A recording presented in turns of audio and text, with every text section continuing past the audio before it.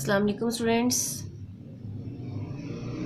आज हम पढ़ेंगे सोर्सेज ऑफ नॉलेज में इंट्यूशन या वजदान as a source of knowledge, इल्म का ज़रिया, इल्म का माखज़।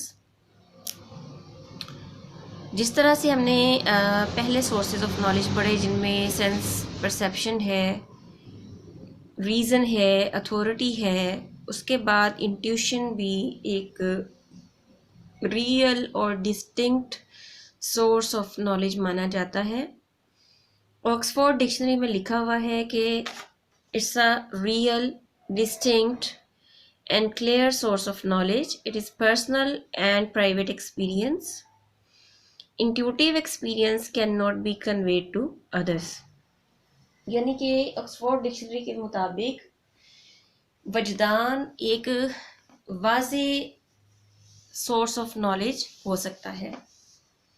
अच्छा, हमारे उर्दू में वजदान के लिए मुख्तलिफ़ इस्तिलाह इस्तेमाल होती हैं, जिसमें कश्फ भी है, जिसमें इल्हाम भी है, और इसके अलावा जिसमें और भी मुख्तलिफ़ इस्तिलाह इसके लिए इस्तेमाल होती हैं। जैसा कि हमने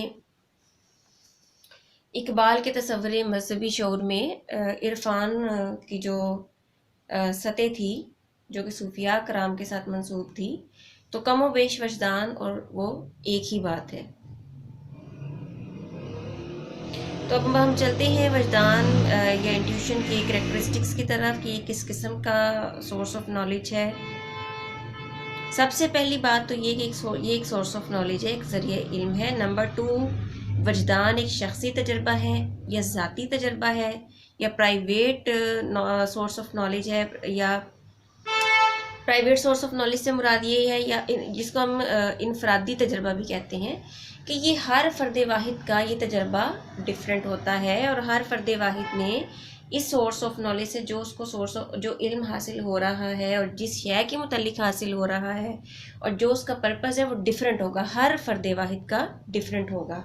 तो लिहाजा इसलिए हम इसको ज़ाती या शख्सी या प्राइवेट एक्सपीरियंस कहते हैं। नंबर 2, वजदान के ज़रिए से इल्म जो हमें हासिल होता है उसको हम कम्युनिकेट नहीं कर सकते या ट्रांसफ़र नहीं कर सकते। क्यों नहीं कर सकते? जैसे कि अभी हमने पहले कहा कि एक शख्सी तजर्बा है, ज़ाती तजर्बा है, यानी कि हर शख्स का ये तजर्बा डिफरेंट है और हर शख्स की फ्रीक्वेंसी डिफरेंट है। हर शख्स ने किस शय के बारे में उसके ज़हन में इंट्यूशन आ रही है, वो मरकज़ डिफरेंट होगा, और क्या उसके बारे में इतला उसको मौसूल हो रही है, वो इतला डिफरेंट होगी। तो लिहाजा वो इस तजर्बे से हासिल होने वाली इतलात और मालूमात को बिल्कुल एज इट इज़ मुंतकिल नहीं कर सकता है। जैसे कि मिसाल के तौर पे किसी शख्स के ज़हन में ये आ जाए बात, या उसको कुछ ऐसा वजद उस पर आ जाए, इल्हाम हो जाए कि या उसके जहन में या कोई ख्वाब में ऐसा उसको पैगाम मौसूल हो कि फ़लाँ जगह पे कोई हादसा होने वाला है, तो अब वो एग्जैक्टली इस इल्म को दूसरे तक एज इट इज़ मुंतकिल नहीं कर सकता कि वो कैसा फील कर रहा है, किस वाक़े से मुतल्लिक और किस शय के मुतल्लिक और किस जगह से मुतल्लिक और किस वक्त में। तो लिहाजा ये तजर्बा जो है हर शख्स का डिफरेंट होगा, ये वेरी करता है, individual to individual, person to person vary करता है ये तजर्बा।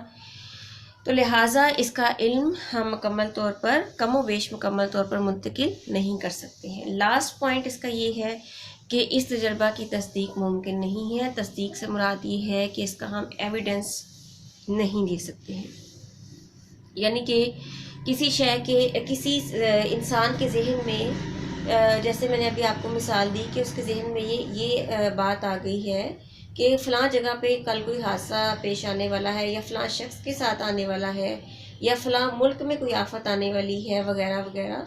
तो अब ये उसके जहन में ये इल्म आया है, लेकिन वो इस इल्म की तस्दीक नहीं कर सकता अनटिल एंड अनलेस कि वो वाक़या जो उसके जहन में आया है वो वाक़यातन रोनुमा ना हो जाए। तो लिहाजा इस तजर्बा की तस्दीक मुमकिन नहीं होती। जिस तरह से हम लोग कह सकते हैं कि इस वक्त बारिश हो रही है, हम जाके देख लेते हैं कि बारिश हो रही है कि नहीं, तो ये उसकी कॉरेस्पॉन्डेंस हो जाती है, उसका एविडेंस हमें मिल जाता है, लेकिन इस तजर्बा का एविडेंस नहीं होता।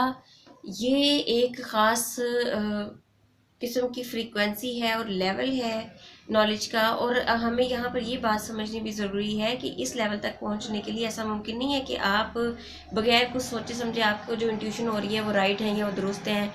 ये फ़र्ज़ करें कि आपने ये सोच लिया कि आज क्योंकि कवा काहें काहें करेगा तो मेहमान आएगा, तो दिस इज़ नॉट इंट्यूशन।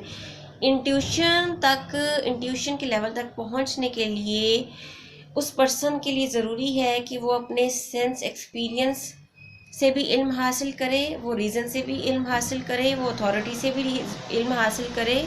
और उसके बाद जब उसका इल्म जो है वो इस हद तक वसअत इख्तियार कर जाए तो उसको वो इंट्यूशन के लेवल तक पहुंच सकता है। ये बिल्कुल वही बात है जो इकबाल ने अपने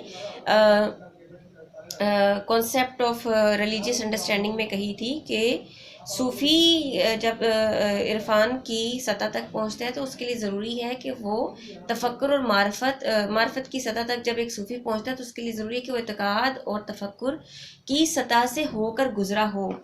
ऐसा मुमकिन नहीं है कि वो डायरेक्ट मार्फत की या डिस्कवरी की या कश्फ की मंजिल तक पहुंच जाए। तो लिहाजा इंट्यूशन हासिल करने के लिए इंसान को एक कड़ी रियाजत और कड़ी मेहनत की ज़रूरत होती है। Thank you so much.